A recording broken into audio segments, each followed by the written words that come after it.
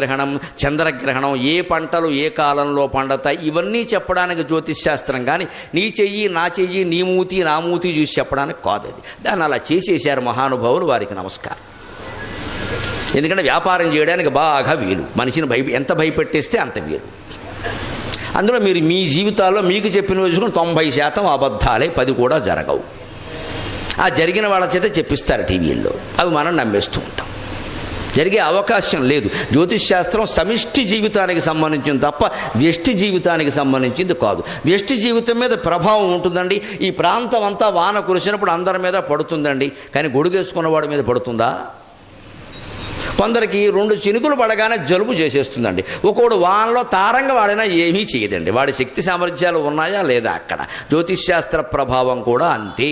స్థిరమైన సంకల్పం, భక్తి, జ్ఞాన వైరాగ్యాలు కలిగిన వాడిని నవగ్రహాలు కాదండి 18 గ్రహాలు ఉన్నవాడిని ఏం చేయలేవు. మొహమాటం ఏం లేదు ఆ విషయం. వెంకటేశ్వర సుప్రభాతం సహా అన్నింటిలో ఉంటుంది. మీ ధైర్యం కోసం చెబుతున్నా. సూర్యందు భౌమ బుధ వక్పతి కావ్య సౌరి స్వర్భానుకేతు దివిషత్ పరిషత్ ప్రధానాగ త్వద్దాస దాస చరమావధి దాస దాసాక శ్రీ వెంకటాచలపతే తవ సుప్రభాతం. సూర్యుడు, ఇందు చంద్రుడు, భౌమ కుజగ్రహం, బుధగ్రహం, వాక్పతి బృహస్పతి, కావ్య శుక్రగ్రహం. సూర్యందు భౌమ బుధ వాక్పతి కావ్య శౌరి, సూర్యుని కుమారుడైన శనీశ్వరుడు శౌరి అంటే. స్వర్భాను రాహువు, కేతు నవగ్రహాలు. ఇంతకు మించిన 10వ గ్రహం ఏది లేదు. 10వ గ్రహం ఎవడైనా ఉంటే ఈ జాతకం చెప్పించుకుని వాడే 10వ గ్రహం.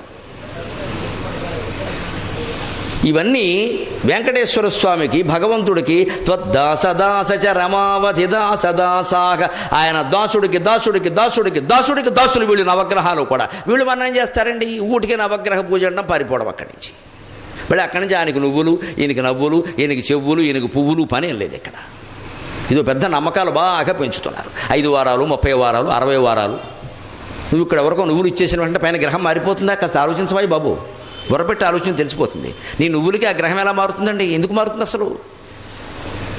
అది మొత్తం సమిష్టి సృష్టికి సంబంధించిన విషయమా? కానీ ఖచ్చితంగా అదే జ్యోతిష్శాస్త్రంలో చంద్రగ్రహణం కానీ, సూర్యగ్రహణం కానీ, గ్రహకూటమి కానీ, ఈ ఇతర అతివృష్టి అనావృష్టి కానీ ఎలా రాశారో అలాగే జరుగుతున్నాయి. మీరు గమనించాలి. ఒక చుక్క తేడా లేకుండా, సెకండ్ తేడా లేకుండా కరెక్ట్ జరుగుతాయి.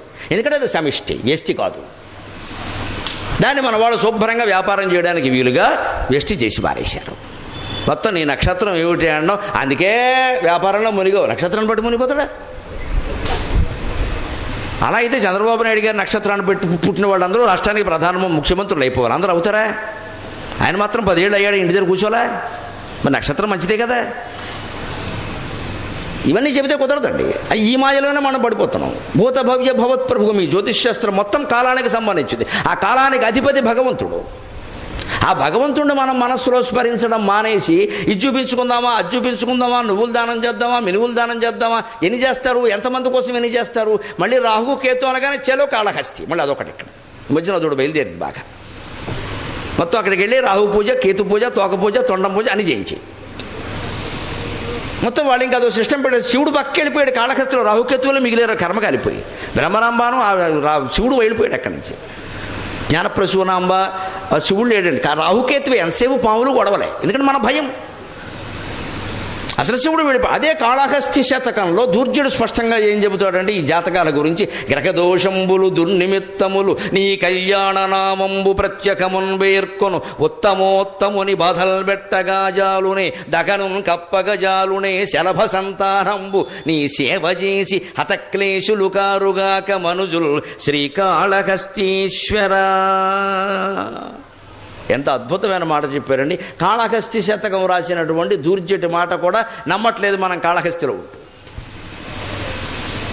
గ్రహదోషాలు, దుర్నిమిత్తాలు, దుశ్శకునాలు, ఇవన్నీ మామూలు వాళ్ళని ఏమైనా చేస్తాయేమో నాకు తెలియదు. కానీ నీ కళ్యాణ నామంబు ప్రత్యేకమున్ పేర్కొను ఉత్తమోత్తముని బాధల్ బెట్టగాజాలునే.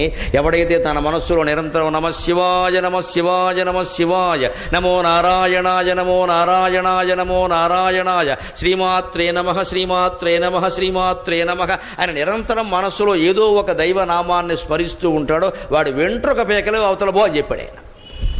అది మనం చేయడానికి బద్ధకమై ఓ కేజీ నువ్వులు దానం చేసేసి మన కోడిపందాలు మనం వాడుకుంటాం ఇక్కడ మన పేకాట. కారణం అది మన బద్ధకం అండి. మన కోడిపందాలు ఆడతాం, పేకాట ఆడతాం, సమస్తం ఆడతాం, భగవన్నామస్మరణ చెయ్యం. ఒకవేళ చెయ్యికి తప్పదంటే ఓ బ్రాహ్మణ్ణి పిలిచి నువ్వు చెయ్యి, మా బదులు నీకో 100 రూపాయలు ఇస్తామంటాం. మంచిపోయి ఇప్పుడు వాడికి 100 వచ్చాయి, వీళ్ళని మనకు 100 కూడా పోయింది, ఏమి రాలేదు. వాడెవడో చేయడం ఏంటండి? ఆయన ఎవరో తింటే మనకు ఆకలి తీరుతుందా? మనం చేస్తేనే మనకి సమస్యలు తీరుతాయి. మనకు ఆయన చేస్తే మనకెలా తీరుతాయండి? ఇదంతా మొత్తం ఈ డిప్యుటేషన్ సిస్టమ్ కుదరదండి. ఆధ్యాత్మికతను మన ఎడుపు మనం ఎడవలసిందే. పైగా దహనం కప్పగజాలునే శలభ సంతానం. అగ్ని దగ్గరికి మిడతలు రాలేవు కదా, పరమేశ్వరుడు అగ్నిస్వరూపుడు కదా. ఆ